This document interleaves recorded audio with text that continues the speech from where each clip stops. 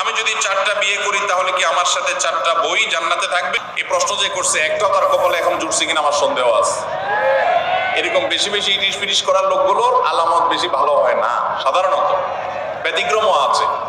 তো যাই হোক ভাই, আপনি নিজের জান্নাতের চিন্তা চাইতে 4 বউয়ের জান্নাত নিয়ে চিন্তায় আছেন। মানুষ কত রকমেরই থাকে মাশাআল্লাহ। তো এটা নির্ভর করবে আমলের উপর ভাই।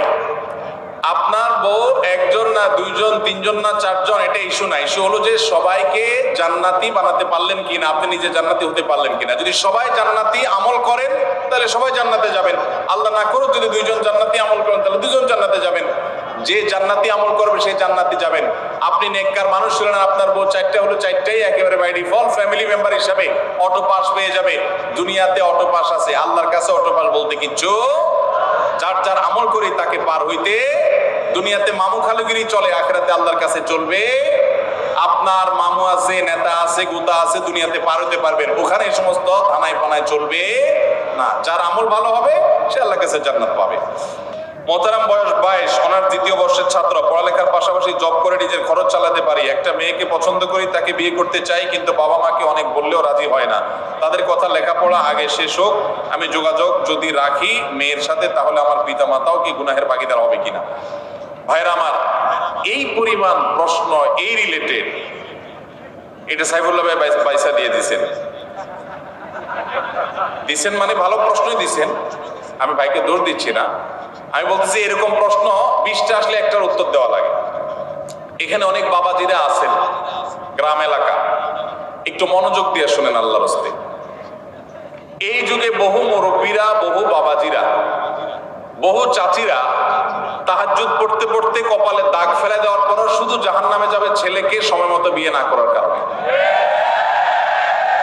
আল্লাহ তাআলা কোরআনে কারীমে বলেছেন, ওয়া আনকিহুল আয়ামা মিনকুম ওয়াস-সালিহিনা মিন ইবাদিকুম ওয়া ইমামিকুম ইয়াকুম ফুকারা ইউগনিহিমুল্লাহু মিন ফাদলি। ভালো করে শুনে রাখেন আয়াতটা। আল্লাহ বলেছেন, তোমরা তোমাদের অধীনস্থদেরকে বিবাহ শাদী দাও, উপযুক্ত হওয়ার পর তাদেরকে বিবাহ শাদী করো। এই আয়াতের শেষাংশটা দেখেন কত ইন্টারেস্টিং। আল্লাহ বলেছেন, ইয়াকুনু ফুকারা, তারা যদি গরিব হয়, অভাবীও হয়, ইউগনিহিমুল্লাহু মিন ফাদলি, তুমি বিয়ে করাও, আল্লাহ তাআলা তাদের অভাব দূর করে দিবেন। এরপরও যদি বাপমারা, চাচা চাচিরা, আপনারা যদি ছেলে মেয়েদেরকে হাইকোর্ট দেখান সকাল বিকাল, যদি বলেন যে পায়ের উপরে দাঁড়াও, নিজের পায়ের উপরে দাঁড়াও, ছেলে কি আরেকজনের পায়ে দাঁড়ানো নাকি? তার নিজের পায়ে দাঁড়ায় আছে। ঠিক ঠিক করা পাবলিক ভাইরা, আপনাদেরও ওয়াজ আছে। শুধু ঠিক ঠিক মাহফিলে এসে চিল্লালেও হবে না, মাঠে ময়দানে কাজ করতে হবে। কাজের বেলায় ঠন ঠন শুধুমাত্র চিরকুট দেখাই দিবেন আর বাপরে আমি ফুসলা ফাসলা বিয়ে করে দিব আপনারে। এত সহজ মনে করছেন কেন? বাবাদের কথা তাদের জন্য প্রযোজ্য। বাবাদের মায়েদের বিয়ে দেয়াতে কার্পণ্য করা উচিত না। ছেলে যদি ডাল ভাত জোগাড় করার মতো ব্যবস্থা থাকে তাহলে দেরি করবেন না। অনেক মা বাবা আছেন এ ব্যাপারে কার্পণ্য করেন। কত জেনা ব্যভিচার হচ্ছে। এই যুবক যে প্রশ্ন করেছেন খুবই প্রাসঙ্গিক। তিনি যেটা জানতে চেয়েছেন, হ্যাঁ, তিনি তো জব করে ফ্যামিলি চালাইতে পারেন। এই দেখেন, চালাইতে পারার পরও বাপ মা বিয়ে দেন না কেন? কারণ এখনো গাড়ি হয় নাই, এখনো বাড়ি হয় নাই, এখনো দোতলা হয় নাই, এখনো 3তলা হয় নাই, এখনো হান হয় নাই, এখনো দান হয় নাই, এখনো সরকারি চাকরি হয় নাই। এগুলো সব ছোট লোকই চিন্তা। মুরব্বীদের বলতেছি, বাবাজিরা, দুনিয়ার খোঁজ খবর তো রাখেন না। দুনিয়া এখন ফেসবুকে চলে, ইউটিউবে চলে। আপনাদের আমলে এসব ছিল না। আপনার বাপে যদি আপনার 25 বছর বয়সে বিয়ে করায় থাকে, আপনার ছেলেকে আপনার 20 বছর বিয়ে করানো জরুরি। কারণ আপনার আমলে এত ফিতনা ছিল না, এখন যত ফিতনা আসছে। যুবকদের চরিত্র যে ধ্বংস হয়ে যাচ্ছে। যুবক যে প্রশ্ন করেছেন খুবই প্রাসঙ্গিক প্রশ্ন। কোন যুবক, কোন যুবতী বাপ মার ঢিলামের জন্য যদি দেরি করে বিয়ে করায়, তাহলে এই যুবক যত পাপ কাজে লিপ্ত হবে, এই যুবক নিজেও অপরাধী হবে, তার বাপ মাও অপরাধী হবে। আল্লাহ আমাদের মুরব্বীদের হেদায়েত দান করুন।